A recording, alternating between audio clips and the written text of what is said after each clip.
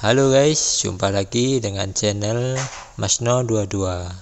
Sebelum kita lanjut ke ceritanya, jangan lupa yang belum subscribe di subscribe, like, dan komen videonya ya. Terima kasih. Chen Ping berjalan tidak jauh dan menemukan jejak warna hijau di antara tulang putihnya. Chen Ping tahu bahwa warna hijau ini pasti sebuah harta karun. Itu seharusnya adalah benda yang dibawa oleh makhluk abadi atau iblis tertentu ketika dia mati. Tapi tepat ketika Chen Ping hendak membungkuk untuk mengambil benda hijau itu, hembusan angin tiba-tiba menerpa dia. Wah, jika kamu menemukan sesuatu yang bagus, segera berikan padaku. Kalau tidak, jangan salahkan aku karena bersikap kasar terhadapmu.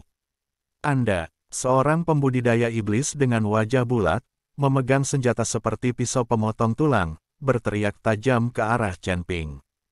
Pembudidaya iblis ini memiliki kekuatan alam kesengsaraan tingkat ketiga. Melihat Chen Ping baru saja melangkah ke alam kesengsaraan, pembudidaya iblis ini tampak percaya diri dan meminta Chen Ping untuk menyerahkan harta karun itu. Chen Ping hanya melirik ke arah pembudidaya iblis dan mengabaikannya sama sekali. Pembudidaya iblis tingkat ketiga di alam kesengsaraan juga. Berteriak pada diri sendiri berarti meminta kematian. Chen Ping menangkap sentuhan hijau dan menemukan bahwa itu adalah cincin yang benar-benar hijau. Chen Ping menggunakan indera spiritualnya untuk menjelajahinya. Selanjutnya, saya menemukan cincin penyimpanan dengan ruang penyimpanan yang besar. Itu memang harta karun di medan perang antara dewa dan iblis. Tetapi ketika Chen Ping hendak menyimpan barang-barang itu, pembudidaya iblis itu menjadi cemas dan melambaikan senjata di tangannya ke arah Chen Ping. Wah, tidak bisakah kamu mendengarku? Aku memintamu untuk menyerahkan barang-barang itu. Chen Ping memperhatikan kultivator iblis itu menyerangnya, dengan sedikit rasa jijik di sudut mulutnya, lalu meletakkan cincin itu. Lalu dia memegang cambuk panjang di tangannya, menjentikkannya dalam sekejap, dan menuju ke arah kultivator iblis itu. Ini adalah cambuk ajaib. Ketika cambuk itu dipukul, pembudidaya sihir tiba-tiba merasakan lautan kesadarannya menegang, dan seluruh tubuhnya berada dalam keadaan kesurupan. Cambuk iblis ini menyerang kesadaran spiritual penggarap iblis, sehingga penggarap iblis tidak mampu bertahan melawannya. Alasan mengapa Chen Ping tidak menggunakan cambuk ajaib di Gunung Tianmo adalah karena benda ini dirancang khusus untuk menahan para pembudidaya iblis. Jika terungkap, saya yakin banyak pembudidaya iblis di Gunung Tianmo akan memandang Chen Ping dengan iri. Ketika cambuk dijatuhkan, wajah pembudidaya iblis berubah drastis, dan dia terus mundur dengan linglung, matanya penuh ketakutan. Berkata, "Apa ini? Bagaimana bisa begitu kuat?" Pembudidaya iblis berada di alam kesengsaraan tingkat ketiga, tetapi sekarang dia dicambuk oleh Chen Ping dan tidak dapat melawan.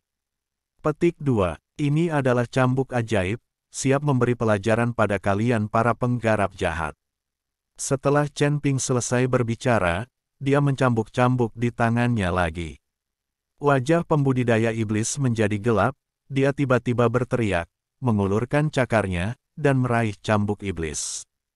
Dengan genggaman ini, cakar tulang menyeramkan yang tak terhitung jumlahnya langsung muncul di kehampaan, dan cakar tulang ini dengan kuat menggenggam ujung cambuk ajaib. Hahaha, aku tidak peduli jika kamu menamparkan cambuk atau menggunakan cambuk ajaib, kamu hanyalah sampah di depanku. Kultivator itu meraih cambuk Chen Ping dan tertawa terbahak-bahak. Chen Ping melihat tatapan arogan dari kultivator iblis itu dan tidak bisa menahan tawa. Segera setelah itu, sumber api di tubuh Chen Ping meledak seketika, dan gumpalan api mengikuti cambuk ajaib dan langsung menyulut cakar tulang dari pembudidaya iblis. Cakar tulang yang tak terhitung jumlahnya semuanya terbakar menjadi bubuk di dekat api. Ke api, pembudidaya iblis terkejut dan mundur dengan putus asa, tetapi tubuhnya sudah tertutup api. Pembudidaya iblis menjerit dan berguling-guling di tanah dengan putus asa. Melihat pembudidaya iblis yang berputar, Chen Ping hanya menyaksikan dengan mata dingin, menyaksikan tanpa daya saat pembudidaya iblis itu dibakar menjadi abu oleh api. Kultivator iblis seperti ini yang memanfaatkan situasi ini pantas mendapatkan apa yang pantas dia dapatkan. Seseorang yang hanya berada di alam kesengsaraan tingkat ketiga dan berani mengikuti nasihat Chen Ping hanyalah mencari kematian. Chen Ping tidak bisa menahan cibiran saat dia melihat kultivator iblis itu berubah menjadi abu. Setelah membunuh pembudidaya iblis, Chen Ping terus bergerak maju, tetapi kecepatan Chen Ping sangat lambat, dan kesadarannya diperluas sebanyak mungkin. Alasan mengapa Chen Ping berjalan lambat adalah karena dia takut ketika Luo Xi dalam bahaya, dia bisa bergegas secepat mungkin. Sejak Luo Shouhai meninggalkan putrinya dalam perawatannya, Chen Ping tidak bisa hanya duduk diam dan tidak melakukan apapun. Sekte Suanyin. Tidak lama setelah Chen Ping dan yang lainnya dengan token VIP memasuki medan perang para dewa dan iblis, ada orang-orang di pintu masuk Sekte Suanyin. Menemukannya, orang-orang yang datang tidak lain adalah Zuo Xuan, tuan muda dari alam tertutup iblis, bersama dengan Penatua Chu dan dua jurumudi. Penatua Fei dari Istana Tanpa Jiwa juga mengikuti Zuo Xuan. Zuo Xuan mengandalkan statusnya sebagai tuan muda aliansi, jadi dia tidak bisa membeli para pembudidaya iblis ini sama sekali. Mereka telah membangkitkan banyak pembudidaya iblis di aliansi penyegel iblis, mereka yang patuh akan dibangkitkan, dan mereka yang tidak patuh akan dibunuh. Jadi selama bertahun-tahun, Zuo Xuan telah mengembangkan kebiasaan meremehkan Anda. Setelah Zuo Xuan mengetahui bahwa seseorang dapat memasuki medan perang para dewa dan iblis terlebih dahulu, dia segera membawa seseorang untuk menemukannya, dia juga ingin memasuki medan perang para dewa dan iblis terlebih dahulu. Melihat beberapa pengusaha datang ke pintu, Sekte Master Kong memimpin orang-orang keluar, termasuk banyak kepala sekte iblis lainnya. Pemimpin Sekte Kong tidak mengenal Zuo Xuan, jadi dia menoleh dan bertanya, "Siapa kamu? Kamu membuat banyak keributan di depan pintu rumahku." Melihat pemimpin Sekte Kong bahkan tidak mengenalinya, Zuo Xuan segera berkata dengan arogan, "Saya adalah tuan muda dari aliansi penyegel iblis. Nama saya Zuo Xuan. Mengapa seseorang memasuki medan perang para dewa dan iblis terlebih dahulu? Saya juga ingin masuk terlebih dahulu." Nada suara Zuo Xuan seperti memberi perintah.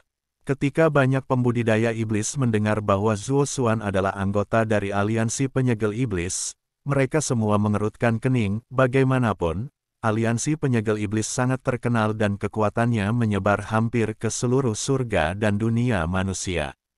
Pemimpin Sekte Kong juga mengerutkan kening, lalu berkata, "Tuan Zuo, orang-orang yang masuk lebih awal berasal dari sekte dekat Gunung Tianmo kita. Biksu luar, apapun rasnya, harus menunggu 3 hari sebelum mereka dapat masuk. Aku tidak peduli. Aku ingin masuk sekarang. Jika kamu tidak mengizinkanku masuk, maka aku akan memberitahu ayahku dan meminta cabang aliansi penyegel iblis di sekitarnya untuk datang dan menghancurkanmu." Meskipun Zuo Xuan hanya memiliki kultivasi tingkat kelima di alam kesengsaraan, dia mengandalkan identitasnya dan berkata dengan keras kepada Sekte Master Kong. Kata-kata Zuo Xuan seperti menusuk sarang lebah, dan kepala banyak sekte iblis langsung dipenuhi dengan niat membunuh. Melihat ini, Penatua Chu segera membantu Zuo Xuan, "Tuan, jangan bicara omong kosong. Cukuan, apa yang kamu takutkan? Mereka hanyalah sekelompok pembudidaya iblis." Zuo Xuan bahkan tidak menyadari bahayanya saat ini. Tapi saat Zuo Xuan selesai berbicara, Devil Mountain Ghost Law melangkah maju dan berkata, "Kalian dari Melgobi, Demon Ceiling Alliance, kalian sangat hebat. Ini adalah Gunung Tianmo, dan tidak ada cabang dari Demon Ceiling Alliance kalian di sini. Percaya atau tidak, aku akan membunuhmu di sini, ayahmu tidak bisa menemukanku. Jangan berpikir bahwa trik aliansi sihirmu, aku tidak tahu. Kamu menggunakan dalih untuk menghilangkan setan kita, lalu membunuh kita, dan kemudian dikurung olehmu dan menggunakannya untukmu. Pria di belakang kamu harus berasal dari kuil tanpa jiwa. Tampaknya Freehold yang bebas jiwa sekarang adalah anjing yang telah menjadi aliansi sihirmu." Ketika Magic Mountain Ghost sudah tua, dia tahu rahasia Liga Ajaib dari mulut Chen Ping, dan juga tahu. Dao Feng Mo mengikuti Chen Ping untuk liburan, jadi dia berdiri dan memarahi Lare. Feng Di menelik membawa kami ke keajaiban yang tidak tepat. Ketika itu dibesarkan sebagai hewan peliharaan, ia tetap patuh. Di Mohai, Bei Cheng, saudara perempuanku dan aku hampir terbunuh oleh iblis itu. Jin Dong juga berdiri dan berkata, di Mohai, Jin Dong dan Luo Zhao hampir mati di tangan Feng Mo Wang. Jika Chen Ping muncul tepat waktu, mereka berdua tidak bisa melarikan diri sama sekali. Sial, putriku hampir mati di tangan aliansi sihirmu, tidak ingin pergi hari ini. Begitu Luo Zhao mendengarnya, Luo Si hampir terbunuh oleh Liga Iblis, dan dia segera terburu-buru.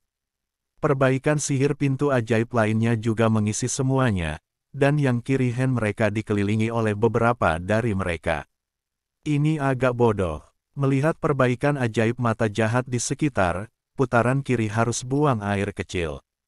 Melihat ini, Penatua Kuil tanpa jiwa melihat situasinya, dengan tergesa-gesa melangkah mundur, diikuti oleh jarak kiri. Sekarang, Penatua Chu cemas. Meskipun dia memiliki kekuatan yang baik, dia tidak dapat menahan serangan dari begitu banyak pembudidaya iblis. Terlebih lagi, ini semua adalah pemimpin sekte iblis, dan banyak dari mereka yang kekuatannya tidak kalah dengan dia. Penatua Chu sangat marah di dalam hati, itu semua karena bunyi bib buta kidal ini, yang membuat semua pembudidaya iblis ini marah. Terlebih lagi, semua rahasia aliansi penyegel iblis mereka telah terungkap. Sekte Master Kong, apa yang akan kamu lakukan? Tidak boleh ada perkelahian pribadi di Gunung Tianmo selama ini, tidak peduli ras apa, tetapi kamu telah memutuskan. Sekarang apakah kamu ingin melanggar peraturan? Jika kamu melanggar peraturan, kamu harus memikirkannya. Sekarang kamu bukan satu-satunya pembudidaya iblis di Gunung Tianmo. Jika saatnya tiba, akan ada begitu banyak manusia biksu dan binatang. Bagaimana Anda menjelaskannya? Pasti akan terjadi kekacauan. Asteris dan jika Anda membunuh Tuan Muda kami, pemimpin aliansi pasti akan menggunakan seluruh kekuatannya untuk mengepung Gunung Tianmo, dan akan ada banyak korban. Apakah Anda berencana untuk menghancurkannya setelah Anda memulihkan diri selama bertahun-tahun? Penatua Chu berkata kepada pemimpin Sekte Kong. Pada saat yang sama, kata-kata ini juga ditujukan untuk para penggarap iblis lainnya. Lagi pula, sangat bagus bagi para penggarap iblis ini untuk menemukan tempat seperti Gunung Tianmo untuk memulihkan diri tanpa diganggu. Jika Zuo Xuan benar-benar terbunuh, tanah suci iblis di Gunung Iblis mungkin akan lenyap. Pemimpin Sekte Kong terdiam, dan para penggarap iblis lainnya juga terdiam. Setelah beberapa saat, Master Sekte Kong berkata, Anda harus segera meninggalkan Gunung Tianlong. Anda tidak diperbolehkan memasuki medan perang para dewa dan iblis di Gunung Tianmo. Oke, kami akan segera melakukannya. Setelah tetua itu selesai berbicara, dia menarik Zuo Xuan dan pergi. Ketika dia keluar dari Sekte Suanyin, dahi Penatua Chu sudah berlumuran keringat dingin, sementara Zuo Xuan masih sedikit tidak yakin dan berkata, mengapa saya tidak bisa memasuki medan perang para dewa dan iblis? Saya masih ingin mengambil harta karun. Dan Chen Ping itu, apakah kamu akan membiarkan dia pergi seperti ini? Penatua Chu melirik Zuo Xuan tanpa daya. Dia sangat takut sehingga dia baru saja mengompol dan tidak berani kentut. Sekarang dia meninggalkan Sekte Xuanming, dia mulai berteriak. Jika bukan karena serigala ekor besar yang kidal, mereka tidak akan menjadi seperti sekarang. Tuan, Chen Ping bisa saja mencegat dan membunuhnya ketika dia meninggalkan Gunung Tianmo. Dia tidak bisa tinggal di Gunung Tianmo selamanya. Saya bersedia tinggal di Sekte Suanyin, mengamati pergerakan Chen Ping, dan melapor kepada Tuan Muda ketika saatnya tiba. Penatua Fei buru-buru melamar saat ini. Ketika Zuo Xuan mendengar ini, dia segera mengangguk, oke, ayo kita lakukan seperti ini. Awasi Chen Ping dan para pembudidaya iblis di Gunung Tianmo ini. Cepat atau lambat saya akan membawa orang untuk menghancurkan mereka. Penatua Fei pergi dengan gembira, tetapi dia tidak bisa pergi. Dia telah memakan ramuan beracun Chen Ping. Jika dia tidak dapat menemukan cara untuk mendetoksifikasi Chen Ping, dia akan mati. Tuan, ayo pergi. Penatua Chu membawa Zuo Xuan dan berjalan menuju bagian luar Gunung Tianmo. Di medan perang para dewa dan iblis, Chen Ping memandangi rumput peri di depannya dan tercengang. Karena rumput peri ini sangat besar, lebih tinggi dari Chen Ping, hampir menjadi pohon.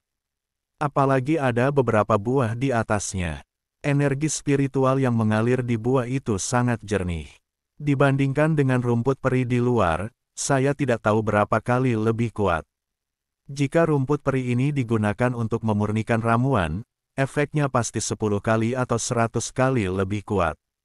Chen Ping mengulurkan tangannya untuk mengambil rumput peri, lalu tiba-tiba menggunakan kekuatan untuk mencabut rumput peri, lalu memasukkannya ke dalam ring penyimpanan. Tapi setelah Chen Ping menyentuh rumput peri, seluruh rumput peri tiba-tiba berada di bawah tanah dan menghilang di bawah tanah dalam sekejap. Chen Ping tertegun dan melihat ke bawah tanah. Dia tidak mengerti bagaimana rumput peri menjadi hidup dan benar-benar menggali ke bawah tanah dengan sendirinya. Chen Ping menggunakan kesadaran spiritualnya untuk menjelajah. Wajahnya berubah seketika, dan kemudian matanya terbakar amarah. Cambuk itu muncul di tangan Chen Ping, dan dia mencambuknya ke tanah.